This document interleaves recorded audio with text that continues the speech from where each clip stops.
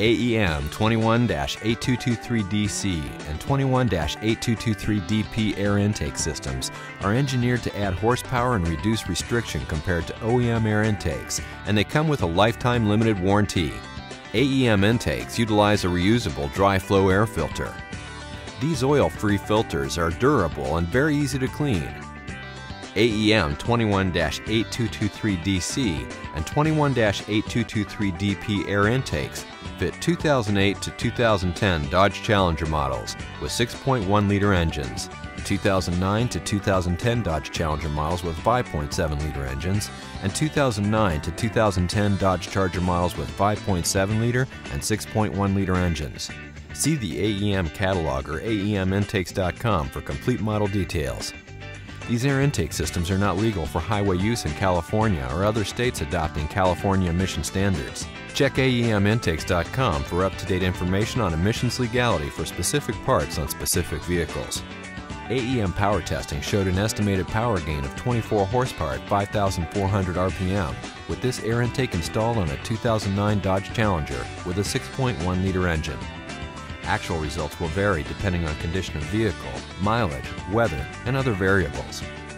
Here's a comparison of the vehicle sound on the dyno with the stock OEM system versus AEM's air intake.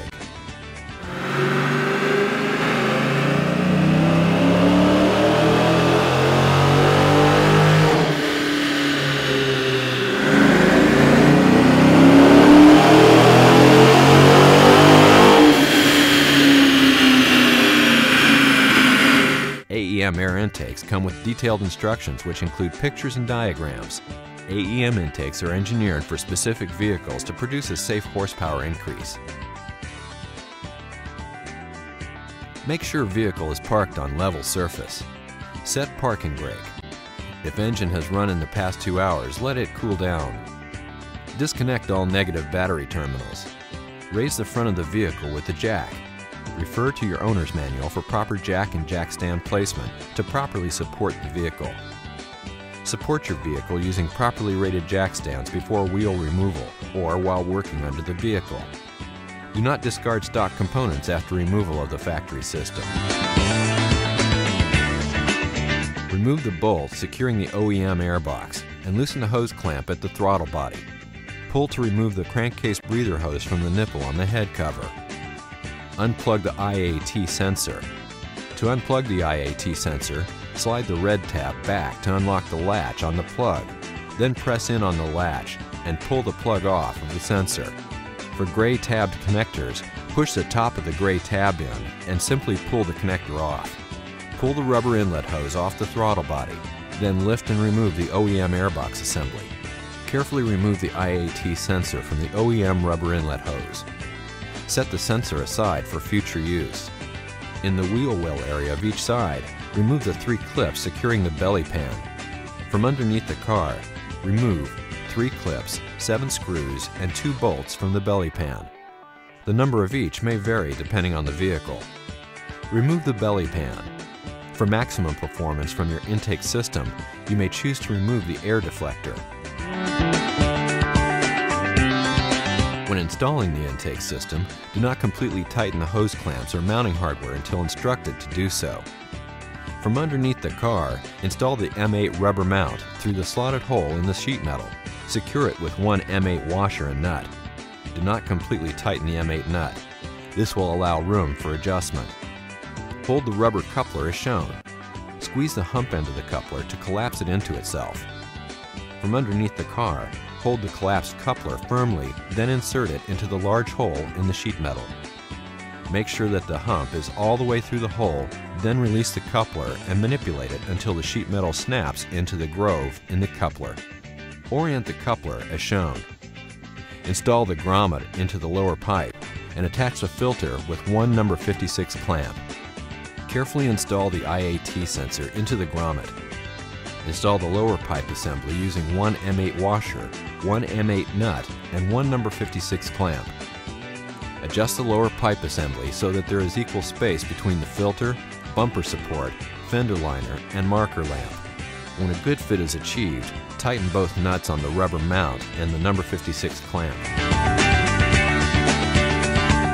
Because Because the stock IAT connectors and wire colors may vary between Dodge vehicles of the same model year, your AEM intake system includes a universal IAT extension harness kit.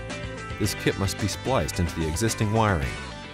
Slit open the insulation cover at the end of the IAT connector cable to expose the two wires. Cut the wires 1 to 2 inches, 5 centimeters, below the connector. Strip the ends of the wires at the connector. Crimp on a PermaSeal connector onto each of the IAT connector wires. Strip both ends of the black and white 20 gauge wires. Crimp a PermaSeal connector onto one side of the black 20 gauge and white 20 gauge extension wires. Strip the ends of the cut IAT wires near the throttle body. Crimp the stripped stock wires into the PermaSeal connectors of the black and white extension wires. Because the color of the stock wires may vary with each vehicle, pay close attention to the following process. Crimp the IAT connector wires to the opposite end of the black and white extension wires, but ensure that the IAT wire colors are properly matched. Using a heat gun or other safe heat source, heat shrink each of the PermaSeal connectors until clear sealant comes out of both ends of the connector. Slip the protective convoluted split loom wire cover over the newly extended IAT wire harness. Trim as needed. Route the IAT extension harness beneath the throttle body and towards the driver's side of the engine. Route the IAT harness extension and attach it with the 2 zip ties. Position the female IAT connector next to the lower intake tube. From underneath the vehicle, plug the IAT connector onto the IAT sensor in the lower intake tube. Be sure to pull the red lock tab up to secure the connector. When installing the intake system, do not completely tighten the hose clamps or mounting hardware until instructed to do so. Loosely install a number 56 hose clamp over the upper opening of the elbow hump hose. Install the silicone coupler and 2 number 56 clamps onto the throttle body. Slide the coupler all the way onto the throttle body and secure it by tightening one of the number 56 clamps. Insert the lower end of the upper intake pipe into the rubber coupler, then carefully angle the other end into the throttle body coupler. The clamp on the rubber coupler may need to be extra loose to achieve this. The lower end of the pipe should be inserted into the rubber coupler to a depth of about 3/4 of an inch to 1 inch.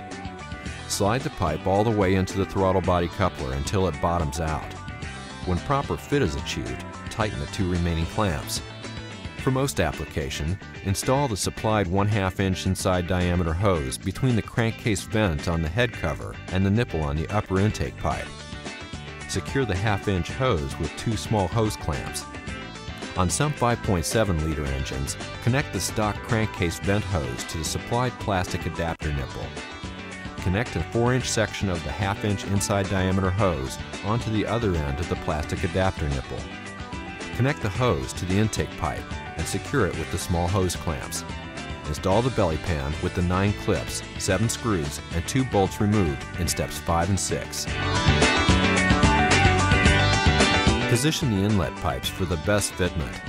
Be sure that the pipes and any other components do not contact any part of the vehicle. Tighten the rubber mount, all bolts, and hose clamps. Check for proper hood clearance. Readjust pipes if necessary and retighten them. Inspect the engine bay for any loose tools and check that all fasteners that were moved or removed are properly tightened. Reconnect negative battery terminals and start the engine. Let the vehicle idle for 3 minutes. Perform a final inspection before driving the vehicle. It will be necessary to check AEM air intakes periodically for realignment, clearance and tightening of all connections.